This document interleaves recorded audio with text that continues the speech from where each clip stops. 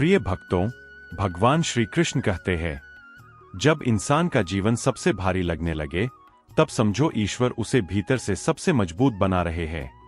और आज की इस कहानी में हम इसी शक्ति को जानेंगे, धैर्य की, विश्वास की और पुनर्जन्म की, जो दुख के भीतर छुपी होती है। एक छोटा गांव था, शांत, सरल और सौम्य। उस गांव में रहता था आदित्य, एक विनम्र, शांत स्वभाव का युवक। उसका जीवन आसान नहीं था।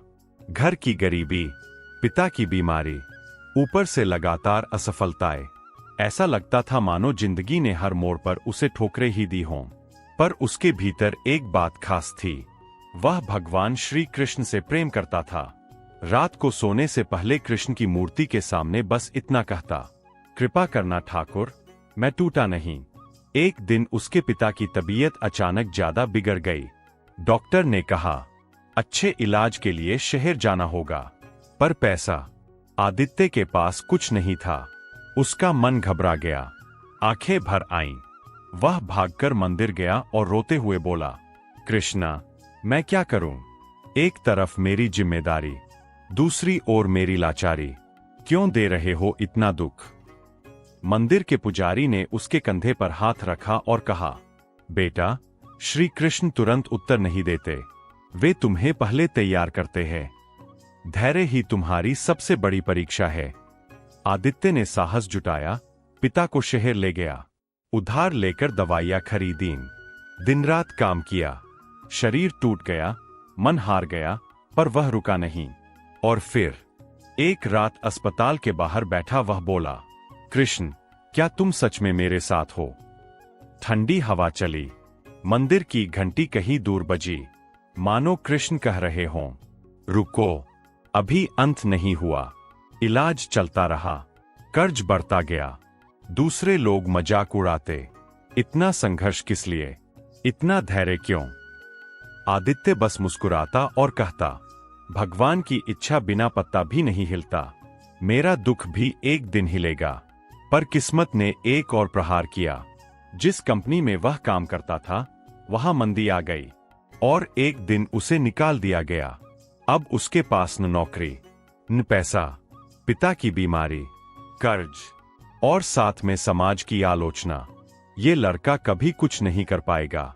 उस रात आदित्य टूट गया, मंदिर गया और मूर्ति के सामने झह गया, कान्हा, क्यों इतना अंधेरा? पर भीतर से एक आवाज आई, अंकुर बनने से पहले बीज मिट्टी में दबता है, घुटता है, गलता है, पर वही बीज एक दिन वृक्ष बनता है। तुम अभी दबे हो, पर टूटे नहीं हो। कुछ दिनों बाद अस्पताल में एक बुजुर्ग मिला।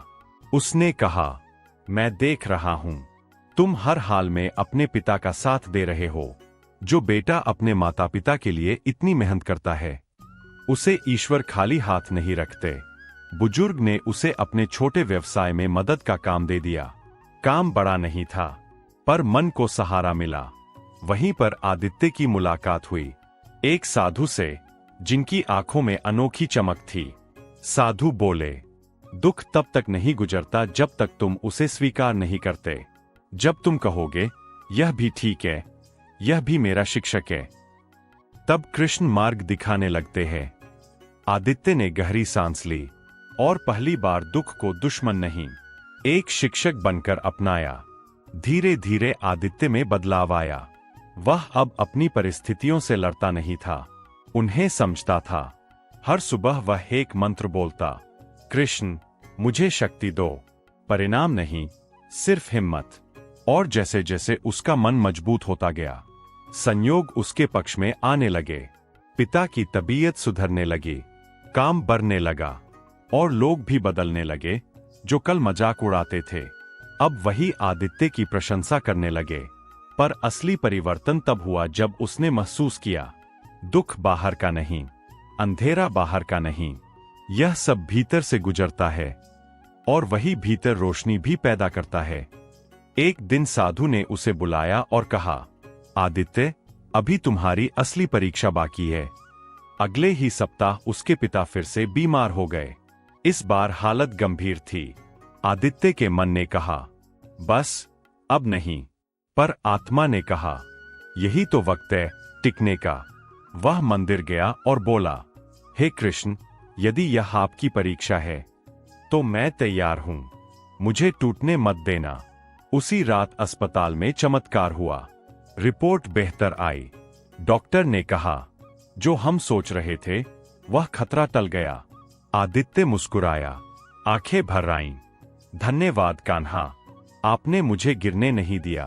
कुछ हफ्तों बाद वह बुजुर्ग जिसका व्यवसाय छोटा था, उसने आदित्य को साझेदार बनने का प्रस्ताव दिया। उसने कहा, तुम में ईमानदारी है, धैर्य है, कर्म है।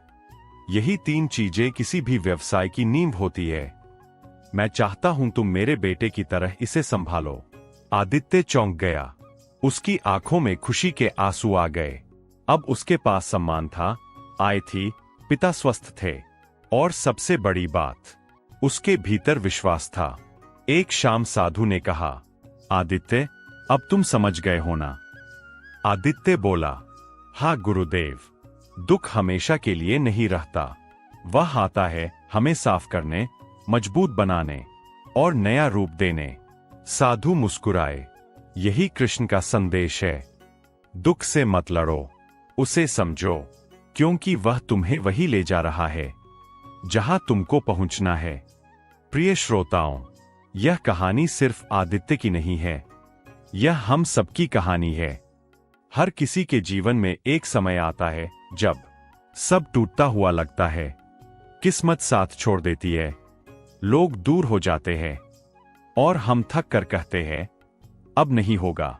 पर कृष्ण कहते हैं, दुख तब खत्म होता है जब तुम हार मानना छोड़ देते हो, जब तुम कह देते हो, मेरे साथ मेरा भगवान है।